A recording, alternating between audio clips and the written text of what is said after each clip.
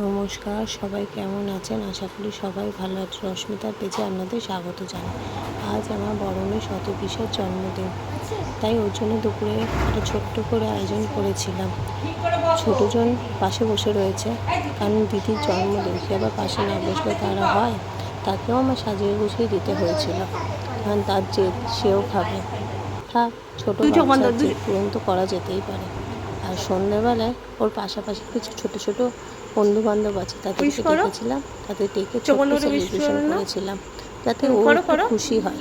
সারাদিন তো পড়াশোনা সবার চাপ থাকে, একটা দিন ও ওর মতো করে দিনটা কাটায়। কত বড় হয়ে গেল, সেদিন মনে হচ্ছিল হয়েছে, আজ কত বড়। মাঝে মাঝে দিনগুলো মনে পড়লে মনটা যেন কেমন হয়। ওই জন্য আমার কাছে সেই ছোটোটিই রয়ে গেছে। ওর পাপা বাড়িতে ভালো ছিল, সেই জন্য পাপার হাতেই সেলিব্রেশনটা করালাম।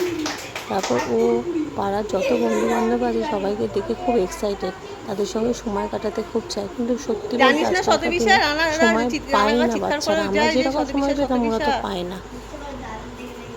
ওর এই জন্মদিনে যেন আরও নতুন জীবনে যেন আরও এগিয়ে যায়। কত আনন্দ করছে।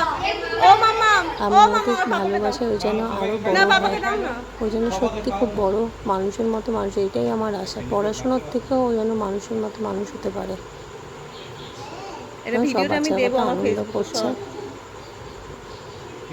আমার ছোটোজন তো বেশি আনন্দ, যারই জন্মদিন হোক ও সবার আগে আনন্দ পায়। Happy birthday my baby. যে পাপাকে দিল, আমাকে দিল, সবাই একটু নাচানাচি করুক। Tata, bye bye.